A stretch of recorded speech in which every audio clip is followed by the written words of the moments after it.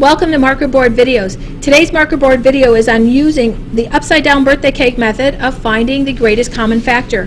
What do we mean when we say greatest common factor? Well, we're actually looking for all of the factors that 2 or 3 or 4 numbers have in common, the factors, and then picking the greatest one. It can take a long time to do, but I found a pretty easy way to do it, and it's pretty quick. Let's say we're looking for the greatest common factor of 12 and 42. So those are the two numbers I'm working with, 12 and 42. I want to find the greatest common factor.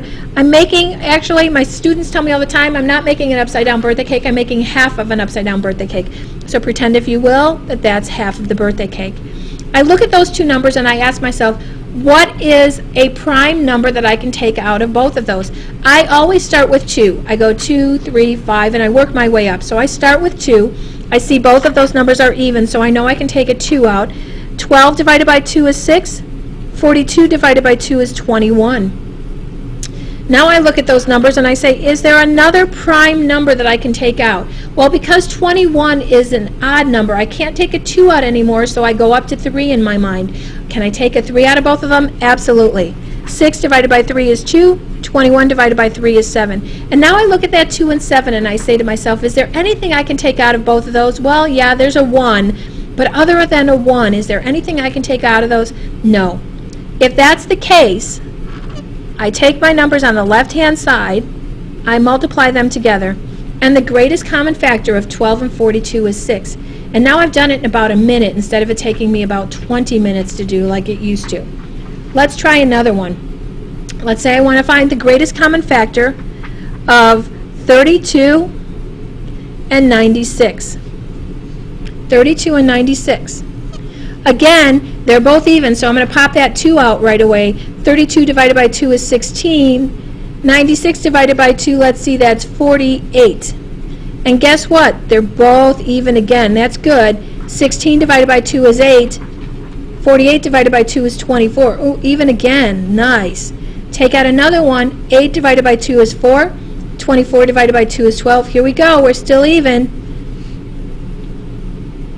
4 divided by 2 is 2. 12 divided by 2 is 6. Still even. I'm on a roll here. 2 divided by 2 is 1. 6 divided by 2 is 3. And I think I have to stop there. Do you see what I mean when I call it the upside down birthday cake? If you put a line here, it kind of looks like I have a birthday cake, a tiered cake upside down. So let's take all these. 1, 2, 3, 4, 5. You could write it 2 to the 5th if you know exponents, but if you don't, just call it 2 times 2 times 2 times 2 times 2. Let's multiply it together. 2 times 2 is 4. 4 times 2 is 8. 8 times 2 is 16. 16 times 2 is 32. So my greatest common factor, sometimes called GCF, is 32. Really easy when you've got your upside down birthday cake to do it. Let's do one more problem. 196 and 260. Big numbers. Am I going to have a big birthday cake? I don't know. We'll find out, but I know they're both even. 2 goes into 196. Let's see. That would be 98 times, and that would be 130, and I'm still looking at 2 even numbers. That would be 49 times and 65. Let's see. Can I take anything else out of them? Can I take a 3? Well, I'm not sure. Let's check the digital root.